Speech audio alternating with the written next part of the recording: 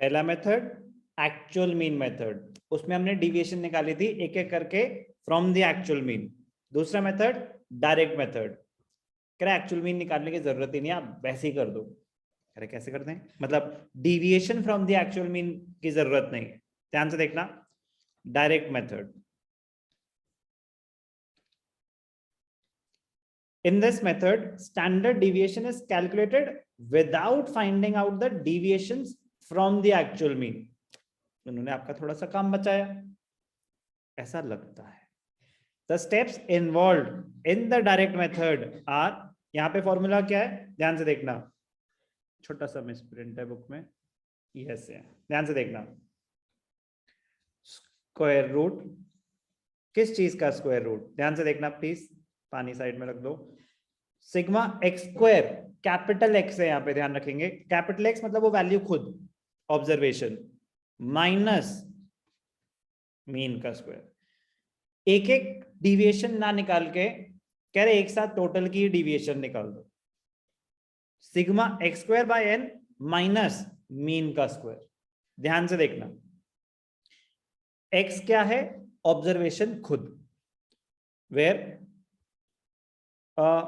Calculate actual mean, ठीक है वो तो आप निकाल ही लोगे।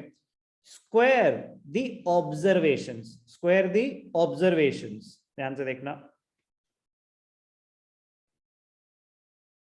गोलगप्पे खा रही हो, ध्यान से देखना, sigma x square by N minus mean का स्क्वायर।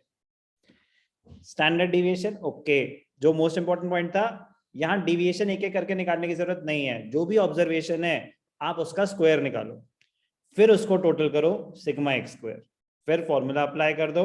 ठीक है जी, एक क्वेश्चन करके देख लेते हैं। कह रहे सेम इंफॉर्मेशन ले लो जो आपने पिछले एग्जाम्पल में ली थी, अभी ले लेते हैं। क्या थी ऑब्जर्वेशन, 5, 8, 7, 11, 14,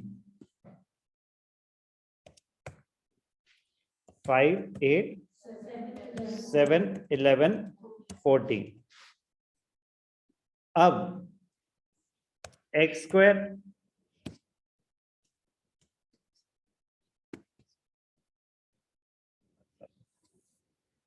नहीं कैसे कैसे शौक है, मैं वैसे ही लिख देता हूँ, सुपरस्क्रिप्ट में कहाँ जाऊंगा मैं, ध्यान से देखना।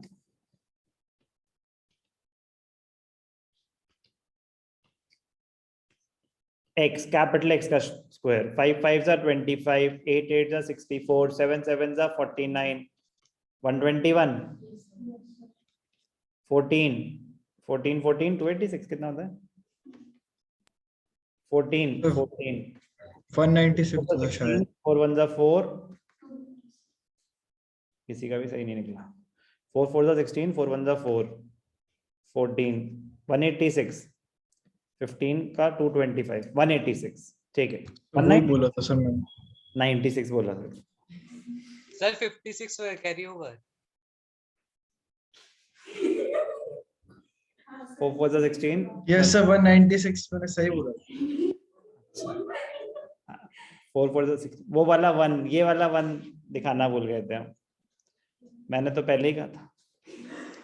196 आ गया एक्स स्क्वायर, ठीक है। अब ध्यान देखना फॉर्मूला क्या है, sigma x square by N minus mean का स्क्वायर। मीन तो हमने निकाला ही था, मीन कितना था, 45/5 है ना, नो 9 था ना, 45/5,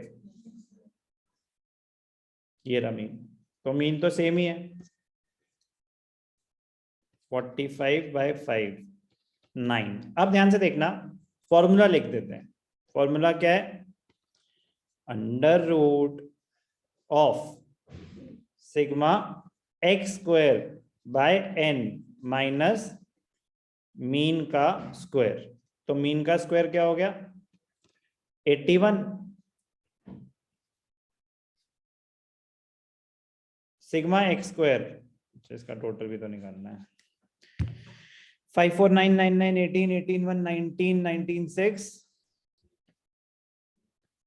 25 2 2 4 4 6 10 10 4 14 14 2 16 16 9 25, 2134, 455, please verify. 89, 98, 138, 159, 169, 175.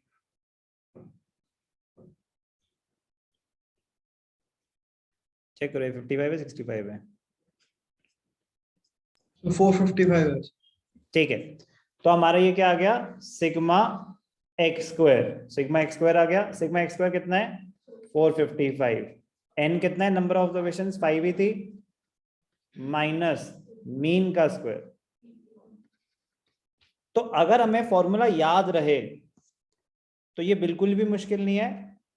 कैलकुलेशन यस बहुत सारी है, कैलकुलेशन बहुत सारी, उसमें तो कोई डाउट ही नहीं है, वो संभाल लेंगे। कैलकुलेटर जिंदाबाद बेटा, मतलब फिर तो पर्पस ही डिफीट हो जाएगा ना, पेपर ऑफलाइन होगा। तो प्लीज वो बेवकूफी ना करना, प्रैक्टिस करना कैलकुलेशन करने की, क्योंकि मैं बता रहा हूँ कि सबसे ज्यादा गलतियां ही कैलकुलेशन में होती हैं। फॉर्मूला तो 10 क्वेश्चन करने के बाद याद ही हो जाएगा। अगर एक जैसे 10 क्वेश्चन हम करेंगे तो फॉर्मूला याद, फॉर्मूला बार बार देख के मत कॉपी करना, फॉर्मूले को याद करने पे जोर डालना, क्योंकि मैं बता रहा हूँ कि अगर फॉर्मूला याद रहा ना तो 90% टाइम तो सही होता है, क्योंकि फिर तो बस आपको वो वैल्यूज ढूंढनी है ना, वो वैल्यूज इसमें पुट करनी है। ओके चलो 91 माइनस 81, ये सही 10 आता रहे। अब तो हमें याद हो गया कि 3.16 था 14 था। तो ये बता रहा हूं मैं आपको, प्रैक्टिस से ये हो जाएगा थोड़ा थोड़ा, बट इतनी अच्छी किस्मत मुश्किल ही होती है। हाँ हाँ मैं कह रहा हूँ यहाँ पे 10 था ना, अरे भाई क्वेश्चन सेम है तो डिफरेंट मेथड से सेम आंसर ही आएगा।